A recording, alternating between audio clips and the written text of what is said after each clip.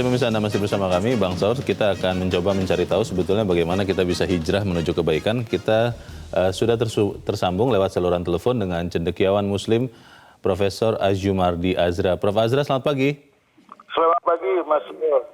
Ya, Selamat pagi, Prof. Selamat pagi, Prof. Azra. Kalau melihat ujaran kebencian, kebohongan, hoax itu sebetulnya sudah diperjanjikan oleh para peserta pemilihan presiden, kampanyenya katanya janjinya akan dilakukan dengan beradab.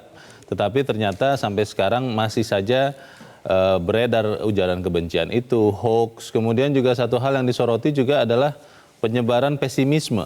Kalau Anda melihat sebetulnya ini hanya semata-mata untuk politik praktis tanpa memikirkan akibatnya atau seperti apa, Prof? Ya, yang pertama kalau orang sudah berjanji ya, itu dia terikat dengan janjinya. Kalau di salah satu hadis Nabi Muhammad itu mengatakan bahwa orang yang berjanji itu yang bohong, sebut orang munafik.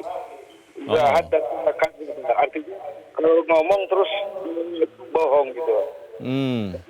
Jadi saya kira kalau orang tidak menepati janji dalam sudut agama menjadi munafik itu berat gitu ya. Oleh karena itu orang harus menepati janjinya. Kalau berjanji tidak menyebar kebohongan, politik kebohongan atau kebohongan politik, saya kira dia harus menjauhkan diri dari itu. Nah, saya kira kuncinya adalah calon-calon atau pimpinan partai, pimpinan politik, karena mereka yang terlibat dalam kontestasi politik. Jadi dalam berkampanye ya seharusnya melakukan kebohongan, fakta diubah-ubah, dibesar-besarkan, misalnya.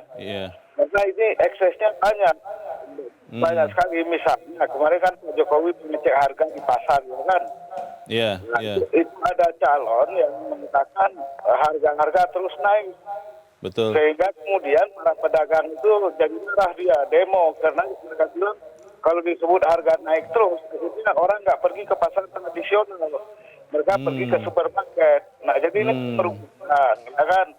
Begitu juga kemarin misalnya menyebut bahwa ada orang dari kota tertentu nggak bisa masuk hotel mewah karena tampaknya seperti itulah gitu ya, kita nggak usah nyebut nama. Nah itu kan begitu janganlah dilakukan di dalam kampanye untuk mendapatkan kekuasaan. Itu saya kira nggak cukup pantas lah gitu ya. Prof. Azra, kalau Prof maaf kalau silakan Prof. Nah yang kedua, saya kira setiap calon itu pada berbagai tingkatan itu, mulai dari capres, cawapres sampai ke calon-calon legislatif, saya kira harus menumbuhkan optimisme, menumbuhkan bahwa Indonesia ini bukan masa depannya cerah lah kalau mau bekerja keras. Jadi kalaupun jelas ada masih banyak masalah yang kita hadapi, tetapi jangan masalah-masalah itu kemudian justru dibesar-besarkan untuk memunculkan, menumbuhkan pesimisme di dalam masyarakat kita. Pemimpin itu kan tugasnya kan memberikan harapan, walaupun harapan itu jangan harapan kosong, tapi harapan yang didasarkan pada misalnya perencanaan tertentu, kerja keras tertentu dan lain sebagainya begitu. Prof. Azra, ini pertanyaan terakhir. Kalau sampai nanti bulan April, semoga tidak terjadi sih, tapi kalau sampai bulan April nanti masih ada saja orang yang menyebarkan pesimisme, kemudian kebohongan, kebencian, rakyat harusnya bersikap seperti apa, Prof? Saya kira rakyat kita itu semakin cerdas lah. Jadi pernyataan yang sebetulnya tidak benar gitu, itu saya kira harus dicermati betul-betul ya. Jangan kemudian masyarakat kita itu kemudian terpengaruh. Saya kira dia tidak terpengaruh, walaupun kita lihat gejalanya sekarang di media sosial.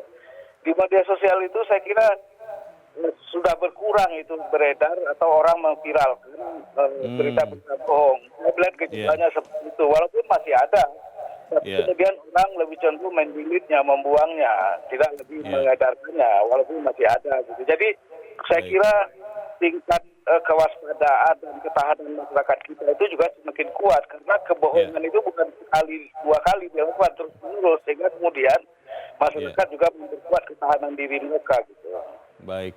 Baik, kita berharap seperti itu. Profesor Azumardi Azra, terima kasih sudah bergabung dengan Editorial Media Indonesia. Selamat pagi, Prof. Terima kasih, selamat pagi.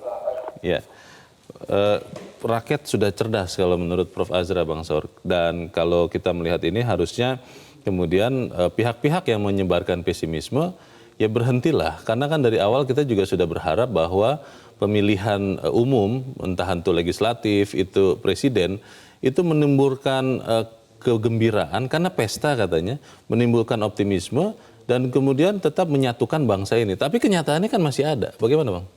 Ya, ada yang berpandangan yang pesimisme itu karena tidak punya program. Oh, Sehingga tidak tahu untuk mengatakan masa depan yang lebih baik. oke. Jadi berita bohong, kebencian juga berbasis pada kenyataan tentang tidak adanya program yang Yang positif? positif. Oh, Di lain pihak itu juga bagian dari antitesis terhadap kenyataan yang lebih baik. Jadi itu sebaliknya. Jadi persoalan besarnya itu kan apakah yang dinyatakan sebagai kebohongan itu iya, ada datanya, ada faktanya. iya. Tidakkah dirasakan oleh rakyat yang sebaliknya? Makanya orang-orang pedagang pasar dia protes. Bilang harga begini naik, harga naik, orang tidak datang. Ternyata kebohongan. Padahal tidak seperti itu. Hmm. Makanya hijrah menuju kebaikan itu adalah pesan moral, tapi juga pesan spiritual. Iya. Nah, satu, Presiden menyebutkan agar dari masyarakat yang konsumtif, perilaku konsumtif menjadi produktif. Iya. Ya. Kedua, ya optimisme yang ditumbuhkan dari pesimisme menjadi optimisme. Tapi disebut juga mengenai ujaran kebencian, ujaran kebohongan agar menjadi kebenaran. Iya. Ya, dan mengeluh agar menjadi bersyukur. Nah, berkeluh-keluh menjadi bersyukur itu adalah pesan moral dan sekaligus pesan spiritual. Iya. Pertanyaannya begini, Bang Saur, ada yang mengatakan bahwa sebetulnya yang dilakukan oleh orang-orang yang menyebarkan pesimisme, menyebarkan hoax, menyebarkan sesuatu yang kelihatannya konyol, bodoh, itu karena ingin meniru apa yang terjadi di Amerika Serikat. Ada yang mengatakan bahwa Presiden Amerika Serikat Donald Trump itu memproduksi hoax dan kemudian meralatnya beberapa waktu kemudian hanya supaya kemudian menimbulkan semangat orang-orang untuk melawan lawannya pada saat itu dan memilih dia dan akhirnya dia memang terpilih. Nah, itu yang katanya dicoba ditiru, diduplikasi. Tidak apa-apa mengatakan sesuatu yang kelihatannya bodoh atau salah karena beberapa hari kemudian kita bisa ralat kok tanpa ada konsekuensinya.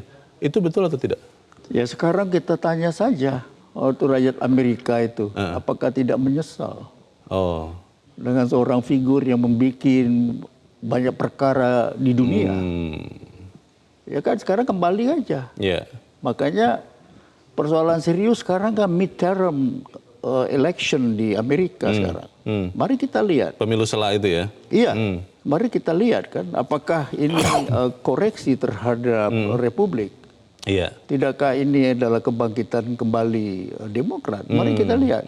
Tapi dari kacamata besar, dari posisi global orang melihat Trump, saya kira bukan pemimpin yang mengangkat Amerika. Jangan-jangan ini pemimpin yang terburuk, presiden terburuk Amerika di mata dunia. Apakah itu benar kemudian apa yang terjadi di sana itu coba ditiru di sini, Bang Saur? Tentu saja kita tidak percaya bahwa itu benar. Satu, kulturnya berbeda.